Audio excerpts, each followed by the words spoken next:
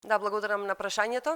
Па СДСМ оценува дека денешното однесување на Европската народна партија ИПП, сестринската партија на ВМРО ДПМН, е директен историски дипломатски пораз за Христијан Мицкоски и за неговата партија.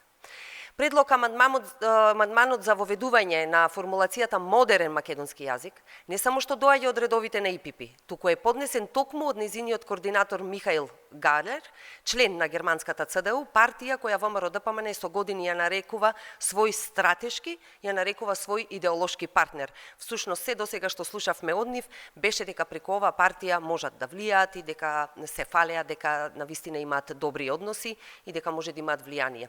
Фактички да објасним, овој амандман представува сериозен удар врз позициите на Република Северна Македонија, но и суштинско понижување за ВМРО ДПМН, која се представува како бранител на македонскиот јазик. Наместо поддршка од своите европски пријатели, тие си добија дипломатска шлаканица, што го доведува во прашање влијанието на ВМРО ДПМН во својата матична групација.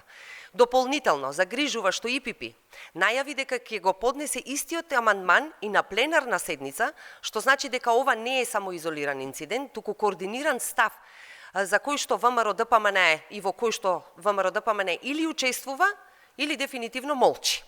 Во исто време, би додала, извештајот на Европскиот парламент содржи клучни пораки што ја разоткриваат вистинската слика за неработењето на новата власт во однос на ЕУ интеграциите, односно има јасен повик за итен напредок во уставните измени и реформите поврзани со Европската унија и загриженост за назадување во борбата против корупцијата и за судската независност.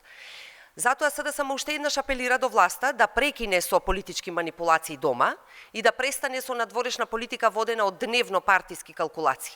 Дипломатијата не е театар за домашна употреба, а цената на ваквите авантури ја плаќа целата држава. Ова не е само пораз за Мицкоски и ВМРО ДПМН, за жал, ова е нов аларм дека европскиот пат е сериозно загрозен со оваа власт.